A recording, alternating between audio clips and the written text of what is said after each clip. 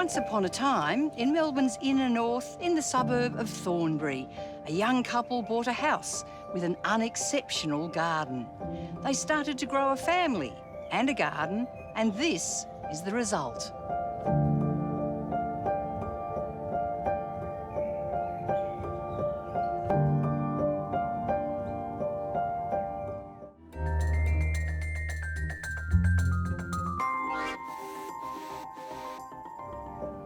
This is such a wonderful, wild sort of garden. How long have you been here? We've been here for 20 years, and we're only the second owners.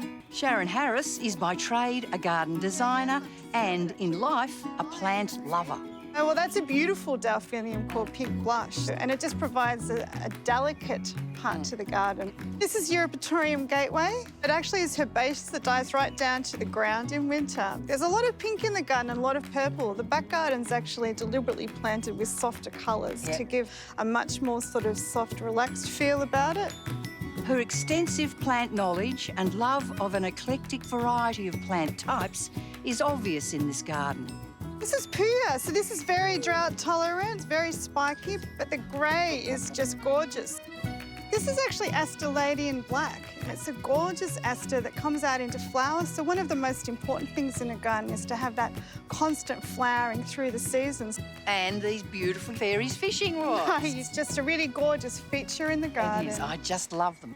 With the luxury to experiment in her own space, she has combined trees, succulents, perennials, grasses, bulbs, subtropical species, conifers, and many other rare and unusual plants collected over the years to create original and unexpected pairings and interesting vignettes throughout the garden.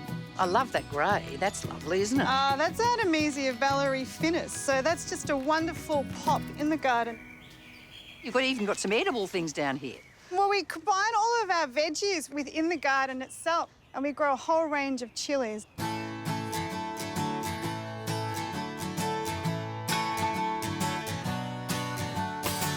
Wow, everywhere I look, there is a plant. Well, my husband Craig says that I will find any surface and I'll put a plant on it. Got plants on the roof, Sun Studio. There's succulents on the wall, ground covers nestled in amongst rocks. Where else have we got? The nature strip. Nature strip. And a huge amount of pots all over, on the paving, hanging baskets, air plants hanging out of branches. Stag ferns growing on the wall.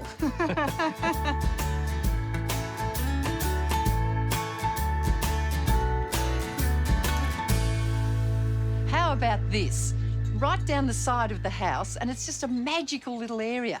This is Tillandsia, or air fern, hanging very adventurously from a lime tree. It just works so well. There's plants everywhere, there's pots. Have a look at this, a table. It's decorated with these wonderful little succulent Tillandsias. They're beautiful. And then there's the dog kennel. They call it the log cabin or the dog cabin because it's made of sleepers. It's wonderful. And again, the top of it is just crammed full of succulent plants in pots.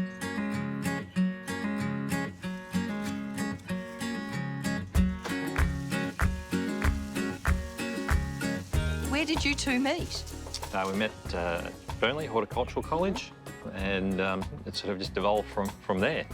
I think one of the defining things even about our garden is that it takes two. Like a lot of what you see in the garden couldn't be achieved if it wasn't for Craig. While it might seem like she's gone overboard with the plants, everything looks in order. There's colour, form, and above all, balance. It's about planting things that make sense together by using form and structure and colour.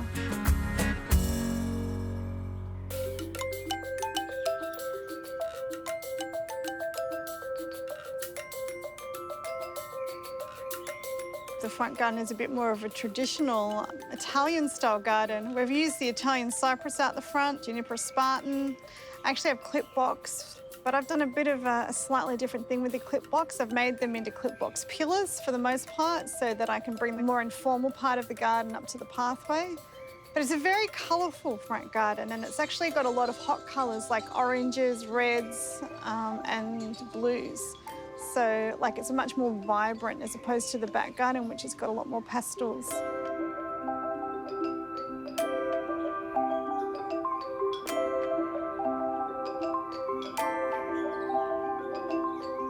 This is a lovely eating area. It's obviously, you know, your barbecue area, but not many people have this amount of barbecues. No. Amazing.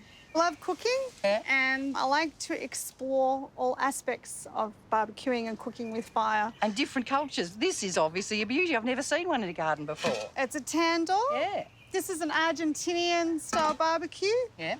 That's a Japanese hibachi grill. That's a neat And one. over in the corner, we have a wood-fired pizza oven. So obviously food's important for the whole family to get together. It is, actually. We're always cooking and being out in the garden and sitting out at the tables. So we gather together all the time and be together as a family in the back garden. So the whole family is involved in the garden. In one aspect or another. Craig and I tend to be the ones who look after and water and put things in the garden. Joshua has become a lot more involved in what we're doing in the garden, and he really wants to start being more involved in the vegetables and the herbs and creating a productive garden. Eva's probably more involved in enjoying the food that's produced and sitting in the garden reading. But the garden is utilised by all of us. It's wonderful to be able to share something that is important to us, that's, you know, such a fundamental part of our life, to be able to share it together. In the end, this garden is more than the sum of its parts. And maybe for Sharon and her family, it's a whole world.